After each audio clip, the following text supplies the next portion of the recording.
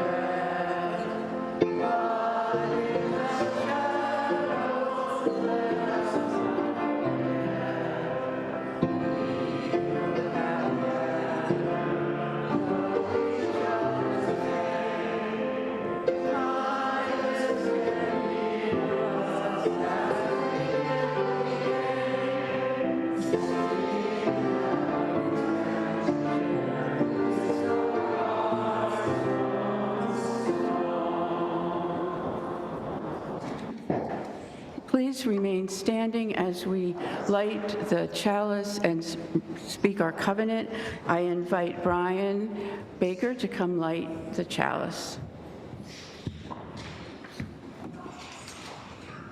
We covenant to embrace one another in community, to welcome all with a open heart and generous spirit. Seek to understand others with grace and patience. Speak our truths bravely and respectfully, and create space for all to be heard, acknowledged, and valued. Now, if you would take a moment to greet your neighbor who's close by you, and share this beautiful day.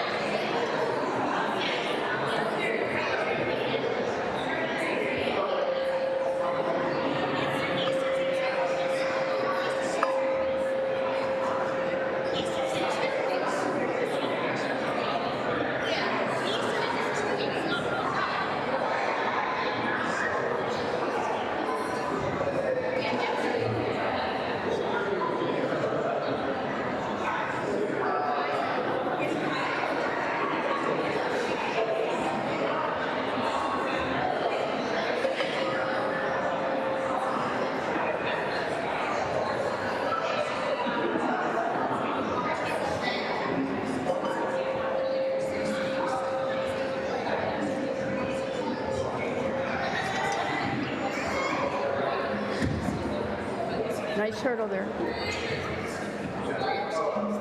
Good morning. Good morning. I'm Ruth Hendry, and I will be leading worship this morning with the Reverend Ed Brock, our interim minister, Joy Thiessen, our musician, and I'm really excited to say that we will be hearing the music of Bright Morning Stars later in the service. I want to welcome everyone in the sanctuary and our friends online. If you are attending our service for the first time, I want to extend a special welcome to you. We're glad you're here. Please remember, if you're online, that you can activate closed captioning if that's helpful to you. And if you'd like to talk to others after the service, there will be a virtual coffee hour, so just stay logged in to speak with others. And I invite all those in the sanctuary to join us for refreshments after the service in Fellowships Hall. For those who might be interested in joining our congregation or learning more about Unitarian Universalism, there will be someone in the youth room directly across from the lobby after the service. Now let us settle into worship with the words of Gary Kowalski. In this quiet hour, may our spirits be renewed. In this gathering of friends, may we be ready to extend ourselves to those in need and with trust to receive the hand that is offered. In this community of ideals, may we remember the principles that guide us and reflect upon those things that give meaning to our lives, renewing our dedication to serve the highest that we know. In this time of worship, may our minds be open to new truth and our hearts receptive to love, and we give thanks for this life we are blessed to share. Please remain seated as we sing our centering song.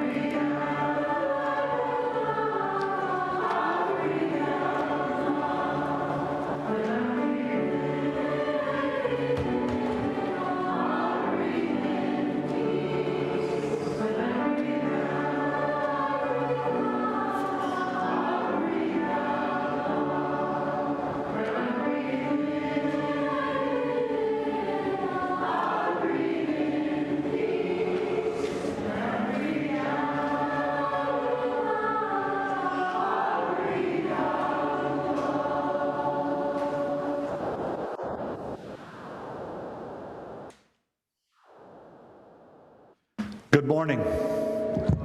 I welcome you on this beautiful day in which spring is poking its head out gently and reminding us that full-blown spring is right around the corner. I welcome you to this place of love and compassion and understanding and diversity in which we seek to understand one another and live a path of truth as our individual conscience leads us. And each week in this part of the service, we carve out space and time to acknowledge the sorrows and the joys that reside in each of our hearts. Each week, we ritually drop a stone or more than one stone into the bowl of water. Each stone represents a joy or sorrow that we carry within us into this sacred space. It may be deeply personal or something shared with others. We grieve together, we rejoice together for both the joys and the conflicts and the struggles of this world, both large and small, near and far away. We rejoice in the beauty, the wonder, the miracle, and the warmth of this community which surrounds us as we acknowledge those joys and sorrows. As you feel so moved, please rise at this time to drop stone in the waters.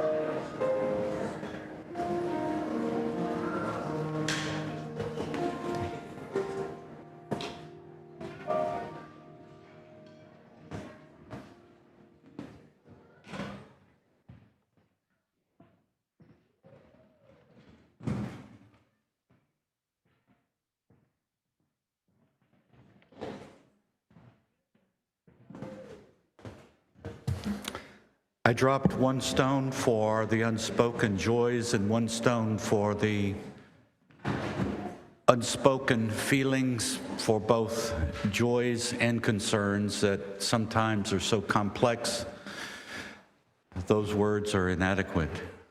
But for all that is unspoken, I drop those stones. May we join together in singing Spirit of Life while remaining seated, please.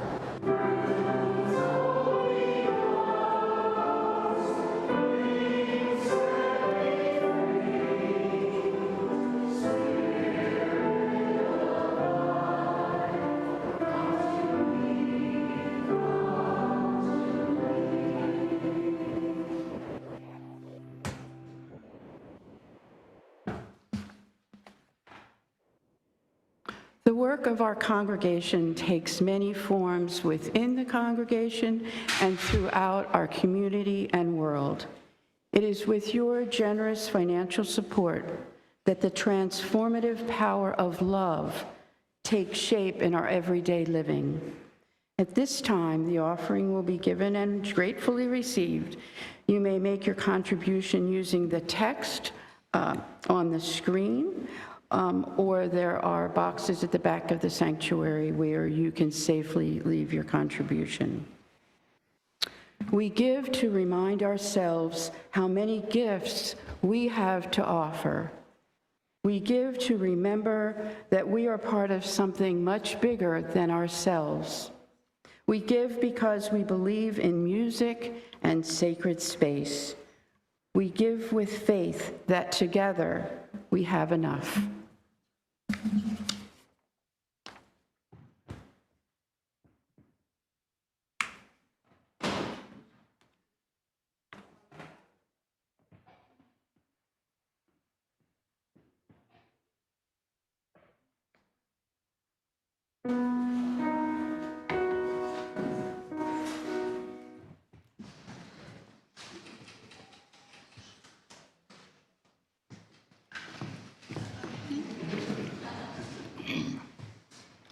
Bright morning stars are rising. Bright morning stars are rising. Bright morning stars are rising. Days are breaking in my soul. Oh, where are our dear mothers? Oh, where are our dear mothers? Oh, where are our dear mothers? Days are breaking in my soul. They are sowing seeds of gladness. They are sowing seeds of gladness. They are sowing seeds of gladness. Days are breaking in my soul. Bright morning stars are rising. Bright morning stars are rising. Bright morning stars are rising. Days are breaking in my soul.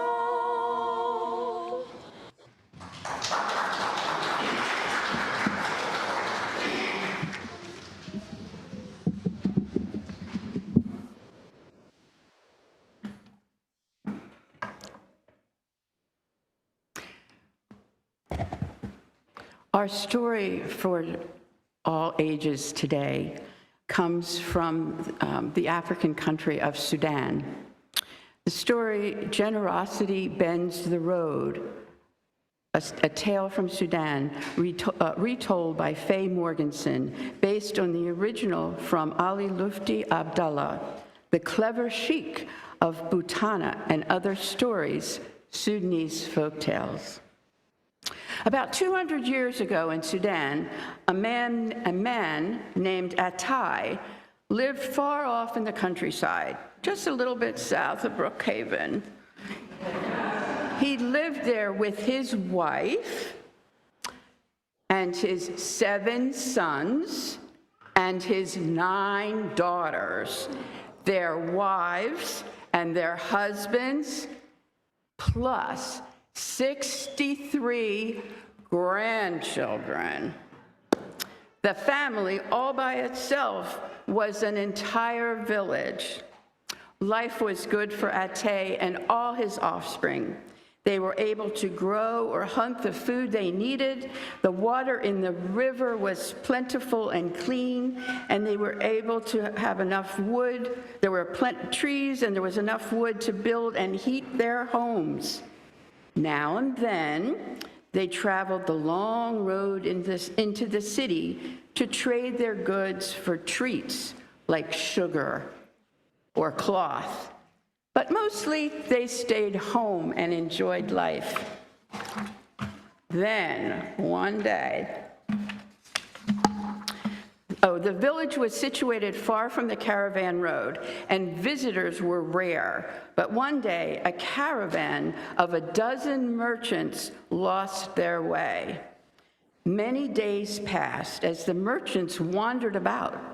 The forest was dense. I'm not quite sure where the forest is in Sudan, but it was dense, and they were really lost.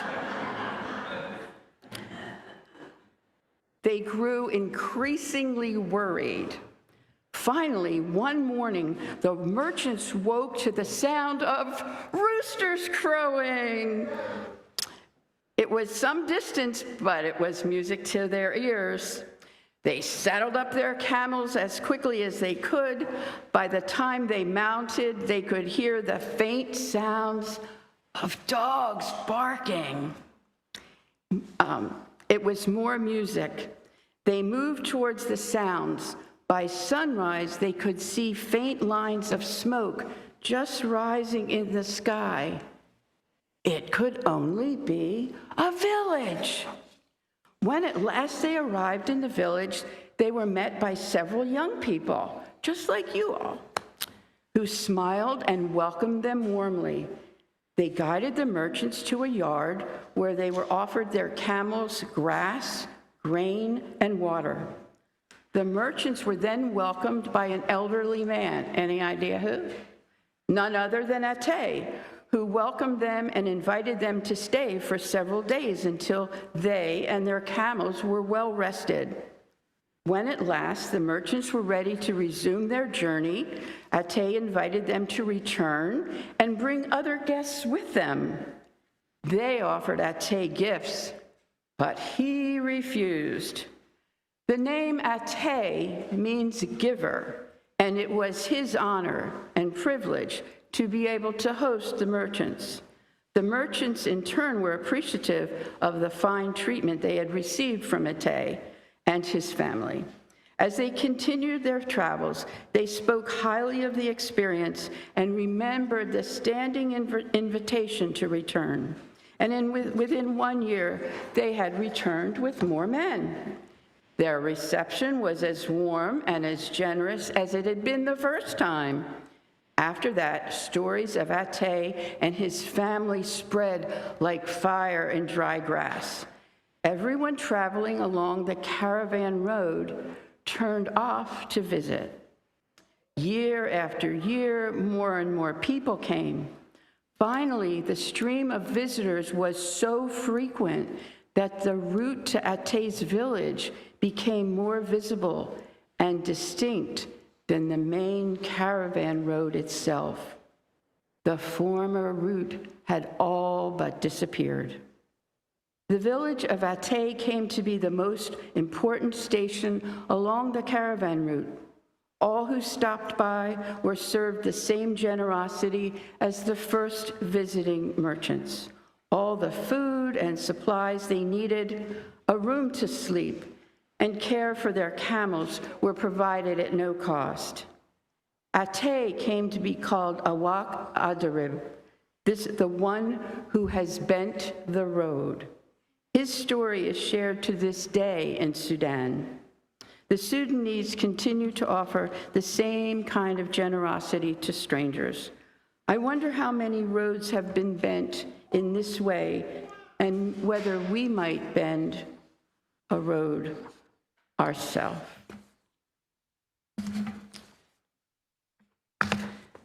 Now we have our sending song, and we'll sing it through 3 times. The first time together, the second time the teachers will leave to go to the lobby, and the third time our children will leave to go to the religious education classes.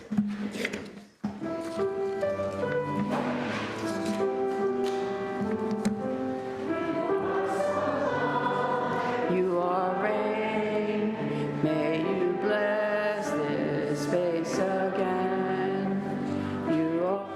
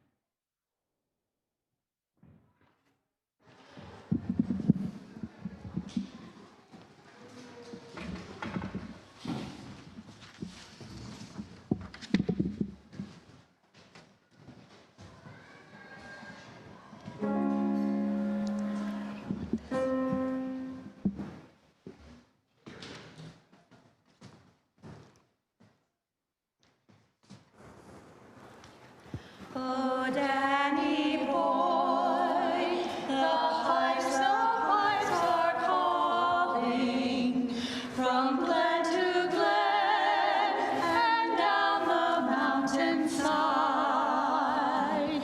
Your summer's gone and all the roses falling. It's you, must go and I must bide. But come ye back when summer's in the meadow, or when the valley's hushed and white with snow. 'Tis I'll be here in sunshine or in shadow. Oh, Danny boy, I love you so. And when you come and all the flowers are dying, if I am dead as I may be, you'll come and find the place where I am lying, and kneel and say an Ave there for me. And I shall hear the softly tread above me, and all my graves shall warmer, sweeter be. For you will bend and tell me that you love me, and I shall sleep in peace until you come to me.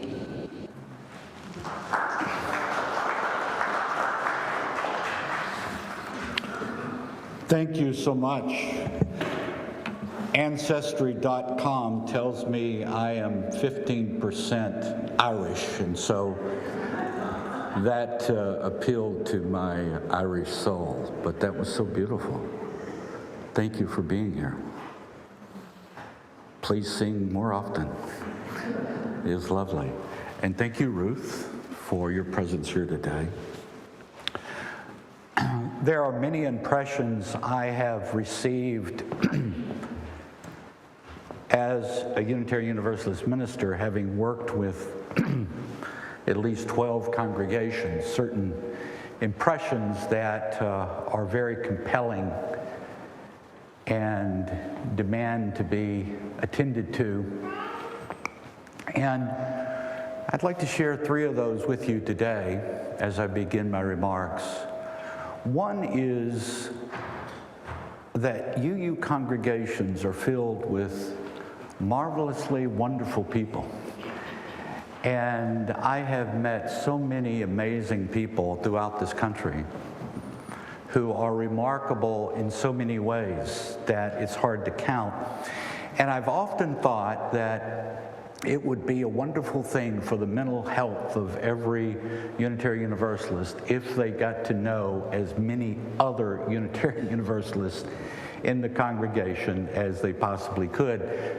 Quite often UUs tend to stick with a cluster of people who are longtime friends, but if people could make an effort to get to know others, they would find great riches by what is here, by the people that are here. The second impression I have that is a very strong one is that the Unitarian Universalist churches are very important for our society. I think that many of the problems we face socially and politically today, which I don't have to recount, I'm sure you're aware of them, stem in part from the religious institutions of our society and what they teach people, and how paradoxically they quite often don't teach the basic teachings of Jesus, for example, even though they might be a Christian church, and how bigotry and ignorance is sort of interwoven into how religions function in our society. And in contrast, and God knows we are not perfect except for you present here today, but we stand for things that are very important for our society. And we embrace values such as pluralism and diversity and democratic process that are extremely important for our society. And it is a good thing if we project our influence out into the world, and more so the better. The third thing that impresses me a great deal is our fragility as a religious movement. Our fragility. How easily you've been stable here for at least the last 16 or 17 years. That's a beautiful thing. But throughout this country, there are a lot of congregations that are in a state of instability and have a very difficult time developing membership greater than 250 because the forces within the congregation tend to lead towards disintegration. And the paradox we face is that we uplift to such a high level the importance of individual conscience and freedom of belief, which are all very, very important values, is that we tend to bring into our congregations a degree of individualism which sometimes undermines our ability to think in terms of us as a group that need to be unified around important themes. So these three things are on my mind, and a number of decades ago I decided that I would make my contribution to life, to society, to try to help strengthen Unitarian Universalist congregations. So for better or for worse, I made that commitment, and I've dedicated my life to trying to see if I can help congregations become stronger, better, and prepare for their futures in ways that will be impactful for the congregation as well as the larger society of which we are a part. Yesterday, I had a meeting with a woman named Jenny Kim. Jenny was the board president of the last congregation I served, and she was down in Philadelphia, or up in Philadelphia, for a conference. And she said, Ed, I want to tell you that our congregation is thriving. I just left there, 9 months ago or so. Our congregation is thriving. We're doing fabulous. The new minister that we chose, using the process that you had suggested, was wonderful and gave us a wonderful result. And they're just bursting at the seams. And they had just one service, but they're now going to go to 2 services, and they're off and running. So she confirmed for me that hopefully what I was doing was a good thing. And she confirmed for me something that I already believed, but a lot of people don't understand, is that there is such of a thing as a healthy congregation, and there are ways to achieve that healthiness. So, for example, it is very important to have a governance structure. It is very important to have a covenant. It is very important to have a process to utilize volunteers. It is very important to have effective staffing. It is very important to be fiscally viable. And there are ways to do this. They're all important. And there are other things that one can do as an institution, and we have been doing for the last 7 months here as an institution, to strengthen the institution. Just as a human body can be healthy or unhealthy, just as a family can be functional or dysfunctional, so a congregation can be dysfunctional or functional, healthy or unhealthy, and there are ways in which we can discover and talk about and know what those are. It's not rocket science, but knowing those things and moving towards them makes us a healthy congregation. So, a covenant, bylaws, governance, leadership training, an effective organization. And there's another thing that's very important that I have noticed, and that is what makes a congregation healthy is if the people who come to the congregation know the congregation changes people's lives in positive ways. So if people in a congregation really know, they don't have to be told, no one is telling them this and say, believe this, they believe it because they see it, that people's lives, their family, their children, their marriages, the way in which they're living in the world are made better by the institution, by what the institution does.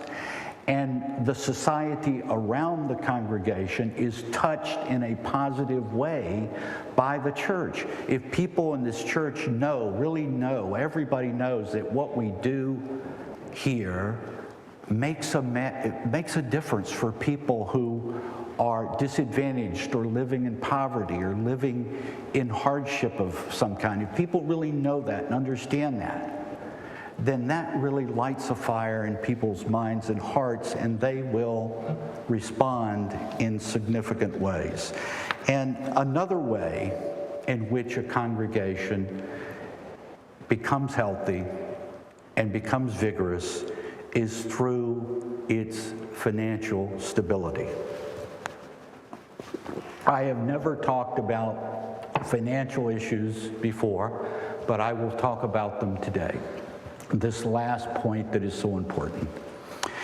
In about 3 weeks, we will begin the annual pledge drive. This year, we are going to begin and end the annual pledge drive within a 7-day period. It will come and go very quickly. We are asking every single member and friend, unapologetically, friend and visitor, anyone who comes within the space and orbit of this congregation, to participate, however large or small that might be. But I want to begin to talk about this by first sharing with you what we have. And I would ask that the first slide be put up there. Let me explain to you, in the name of transparency, the money that we have on hand and how that functions relative to this congregation and what I'm about to talk about. We have a capital campaign fund with about $250,000 in it. That is to make repairs on this building. That is oh so important, because the one thing that you don't want to have happen to you is to have repairs that outpace your ability to pay for them. Because many a congregation is suffering in America today because they have things to pay for that they can't afford, and they never really will be able to afford it. So this fund is dedicated to offsetting those needs, anticipating those needs, fixing things as they need to be fixed. The second amount, $144,000, is a general reserve fund. That is like money that is available in the case of severe economic emergencies that might impact the congregation and threaten its ability to function because there's a deficit in the amount of money available for the operating budget. And then there's the endowment fund, which is around $500,000. Those funds can be used in part periodically, or the interest on that periodically can be used for projects that are important. And then there's the building and grounds, which is not a dollar amount, but it is owned by this congregation. No debt on that. So you can take that down for now.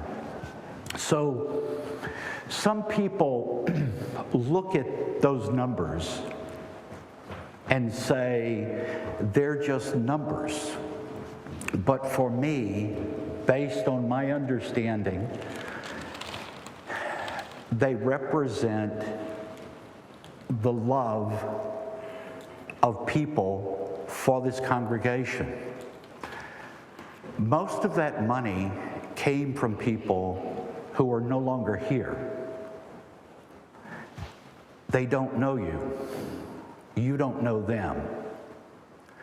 But they cared enough to give their resources to make it possible for you, for each of us, to have a place to come. And there's no charge for coming to this place, nor will there ever be, but their generosity was an expression of their love for this institution and you, and also it was an expression for their hope that they did not give this money in vain, they did not give this resource of a congregation in vain, that someone would come along, you, and carry forward the vision that they had. All of these funds I mentioned are not available to pay the operational expenses of the congregation, except in very limited ways. These funds make it possible for this congregation to have a safety net and to have financial stability without which it would not be able to function in peace. They ensure that if this congregation faces a financial shock, it will have resources to thrive, be thriving, and endure.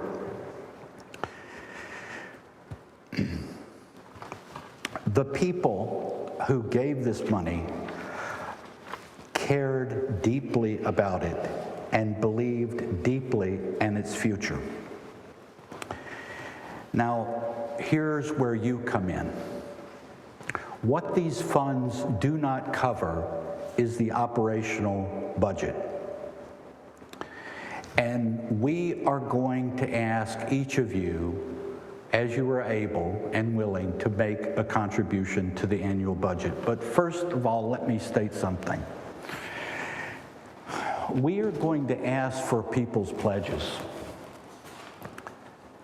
And we're going to ask for an increase in pledges for those who have made it in the past. And we're going to ask for people who've never made a pledge to make a pledge. And we do so unapologetically because we think this institution is important. But I want to be clear about something.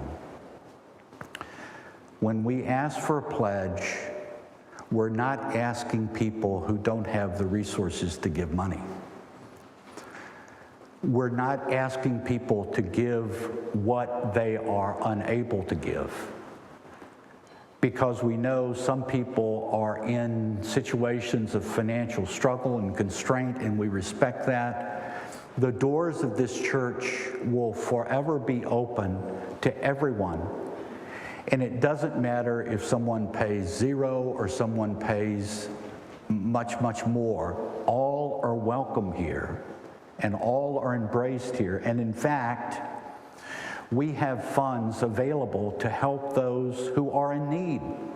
So if you know, or if you know someone who is in financial need, we can, as a congregation, help in a limited way, as we have, as I already have this year. So I wanted to be clear that I'm addressing those who have the resources to give. However, if you have extra resources, If you have the capacity to give, we would warmly invite you to consider being generous with this congregation. The budget you will receive this afternoon that I'll send out to everyone reflects certain increases over the last year. Let me say that I, as an interim minister, have seen many church budgets.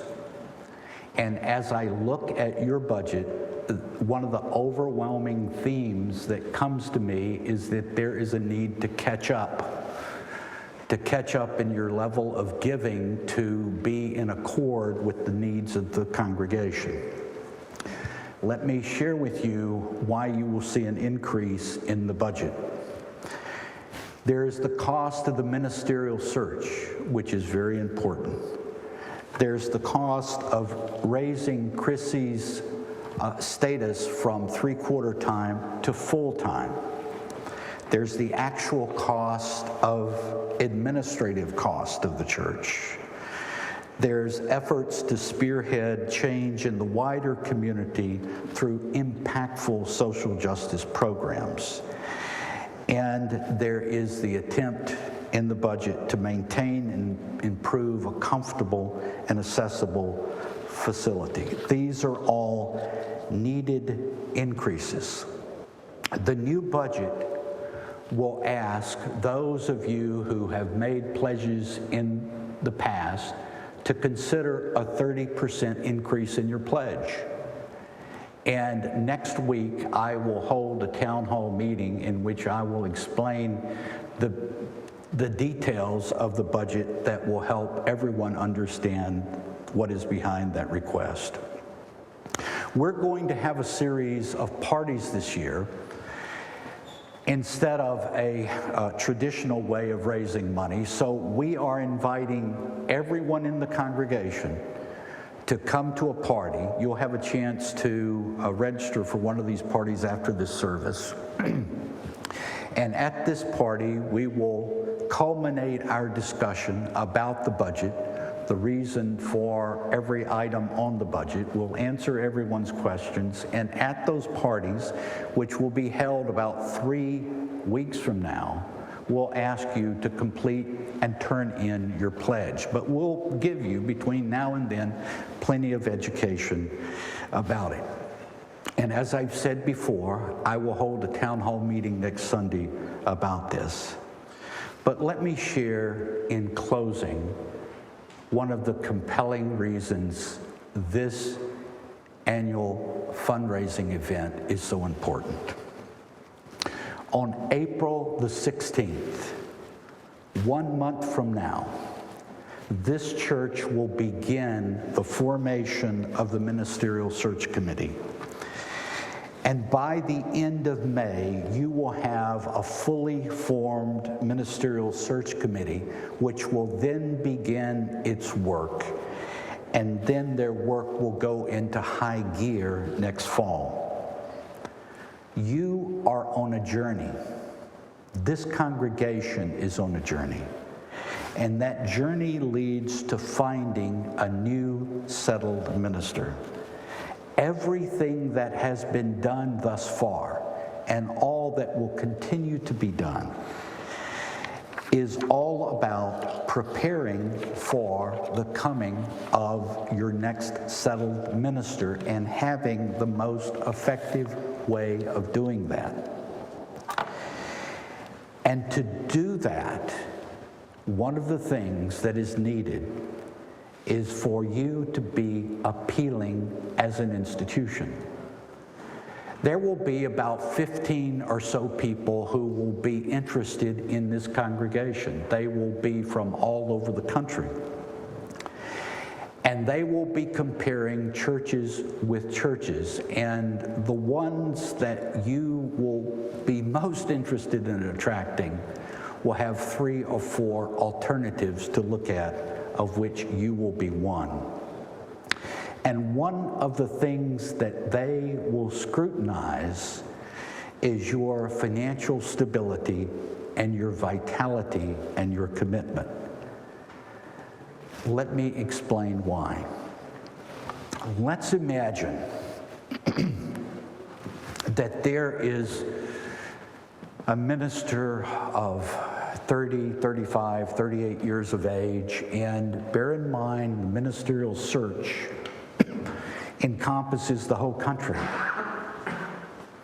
So wonder if one of these prospective ministers is from Oregon or California or Tennessee or New York or Chicago or Arizona. They could be anywhere in the States. And let's imagine that they're looking at moving across state lines or perhaps across the country. And let's imagine that they look at this church and they say, well, you had a real stable ministry of 16 years, therefore this church is the kind of church, blessedly, that can be calm and stable with ministers and work with ministers effectively. That's really good, that's attractive, but that means that I could anticipate a ministry of 10 or 15 years or more there. That's how they'll be thinking. And then let's imagine, as is often the case, they have maybe 1 or 2 children, and they have a spouse who's employed in some kind of profession in the area in which they live. It could be Oregon, California, Chicago, wherever. So they will look at this congregation and they'll say, I am thinking, because I love this church in media so much, and because the people are so wonderful there, because I've talked to them and I've seen their publicity and I know they're wonderful, as you obviously are, but am I going to move my family across country? Am I going to enroll my children in school, or I'm going to discombobulate my spouse's career, or am I going to do this or that to this place? And one of the questions they'll ask themselves is, what is the level of financial stability and commitment this place has? Now, I think they're going to look at this church and they're going to say it's financially stable because of the reasons I showed you earlier. But then they're going to ask, what is the pledge level of this church? How committed are they? Do they have unfunded staffing needs that they've not looked at in the past, they've not addressed? And how hard will it be for me to raise them up to a level that will be what it should be? Now, part of the thing is that they are never, ever going to tell you what I just told you. Why? Because it would be impolite, and the church would say, oh, if this person talks about money, we don't want them. They're materialistic swine. We can't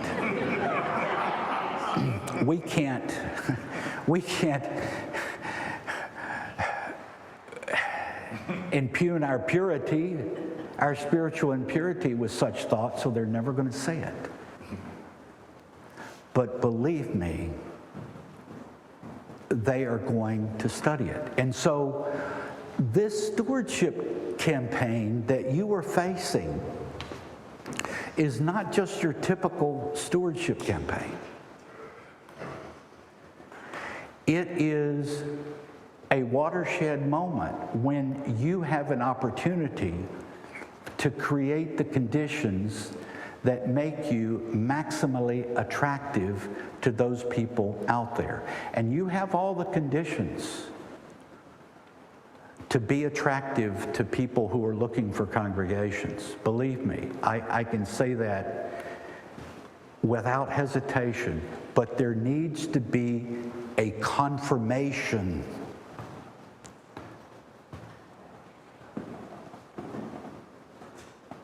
a validation of the fact of your commitment to your future that's going to be reflected in the results of this annual fund drive. So when we ask you to come to a party, please do it. When we ask you to seriously consider increasing your pledge, please do it. And if somebody asks the question, well, why did the board have the audacity to suggest a 30% increase in pledges? Well, I want you to not blame the board, but to blame me. I'm the one that sowed the seed for that.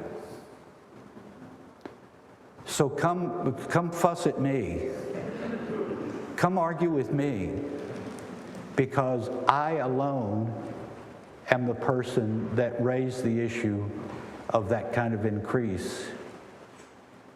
And so you have somebody you know you can blame. At the end of the service, right after we leave here, there will be a table outside, and all of you can please have a chance to sign up for a particular party.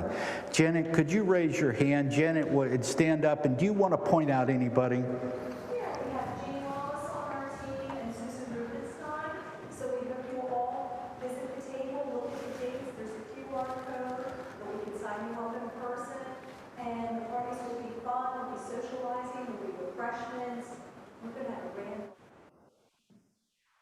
Did I mention free food and free childcare at each of the parties? Let us stand as we are willing and able, and rise in body and spirit as we are willing and able for our closing hymn.